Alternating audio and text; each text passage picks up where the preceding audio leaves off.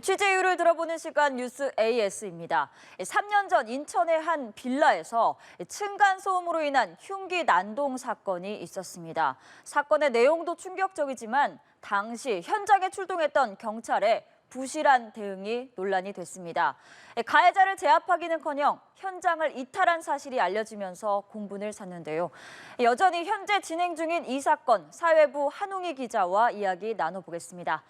한 기자 지금 어디 나와 있습니까? 네, 인천지방법원에 나와 있습니다. 이곳 법원에선 이른바 인천 층간소음 흉기난동 사건과 관련해 해임된 경찰관들의 1, 2심 재판이 열렸는데요. 먼저 해당 사건을 되짚어보겠습니다. 3년 전 2021년 11월 15일 인천 남동구의 한 빌라에서 흉기 난동 사건이 벌어졌습니다.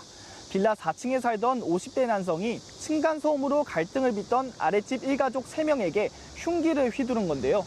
엄마인 40대 여성이 목 부위를 찔려서 내사 상태에 빠졌었고 피해자의 딸과 남편은 얼굴과 손 등에 전치 3주에서 5주의 부상을 입었습니다.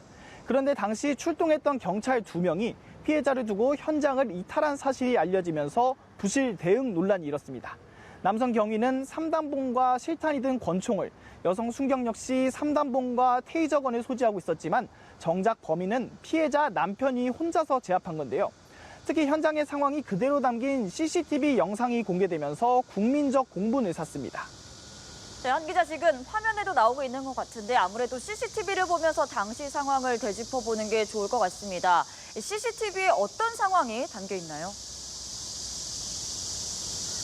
네, 당시 피해자 측이 공개한 영상을 보면 범인의 욕설과 난동으로 신고를 받고 출동한 경찰관 2명 중 남성 경찰이 피해자의 남편과 빌라 주차장에서 대화를 나누고 있는데요.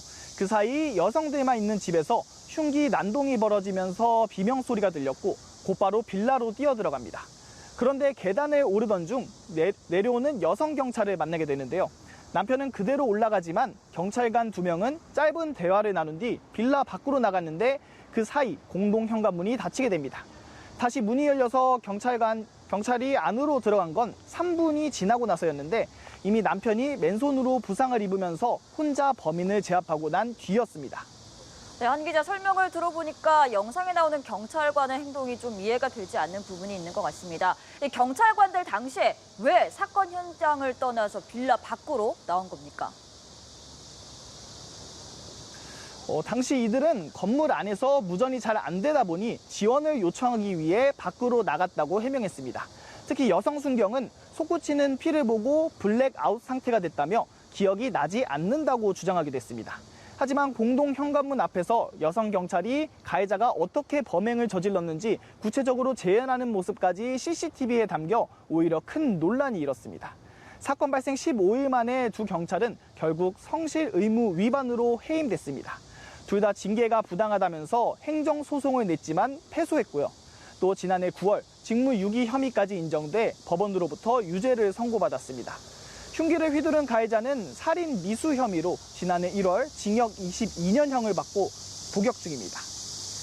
네, 한 기자, 이 집행유예가 나온 1심 선고 결과에 유족 측은 가족들이 2번 눈물 흘리게 하는 판결이라고 비판하기도 했는데요. 그런데 오히려 경찰관들이 항소를 했습니다. 네, 맞습니다. 직무유기로 1심에서 유죄를 받은 두 전직 경찰관들은 각각 순간적으로 판단을 잘못했을 뿐 고의로 직무를 유기하지 않았다. 너무 형이 무겁다며 항소했습니다. 지난달 25일 인천지법에서 항소심 선고가 있었는데요. 항소심 재판부는 오히려 더 센 형량을 내렸습니다. 징역 1년에 집행유예 2년을 선고한 원심을 파기하고 징역 1년에 집행유예 3년을 각각 선고했습니다. 또 1심에서 부과됐던 사회봉사 120시간 역시 A전 경위는 400시간, B전 순경은 280시간으로 늘렸습니다.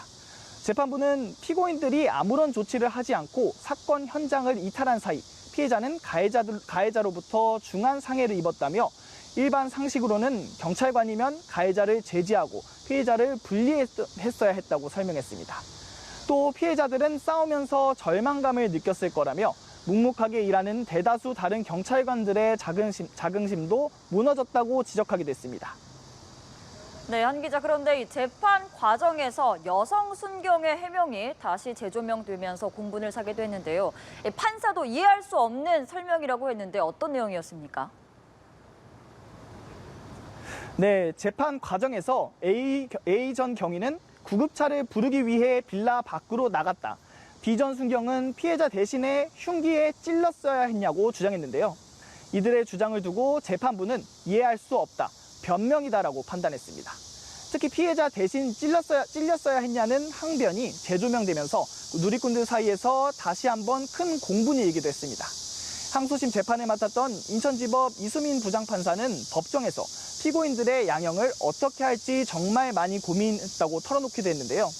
원심이 피고인들에게 실형을 선고했다라면 더 좋았을 것 같고, 그랬으면 항소는 기각했을 것이라고 하면서도 직무유기의 법정 최고형인 징역 1년을 실형으로 선고할 정도의 죄질은 아니어서 집행유예 기간과 사회봉사 시간을 늘렸다고 설명했습니다. 이번 사건으로 가장 크게 다친 피해자 가족의 어머니는 뇌수술을 받고 의식은 되찾았지만 여전히 뇌 기능이 회복되지 않아 오른쪽 몸이 마비되고 언어 구사에도 장애가 생긴 것으로 전해졌는데요. 20대 딸 역시 얼굴에 입은 상처로 평생을 고통 속에 살아가고 있습니다.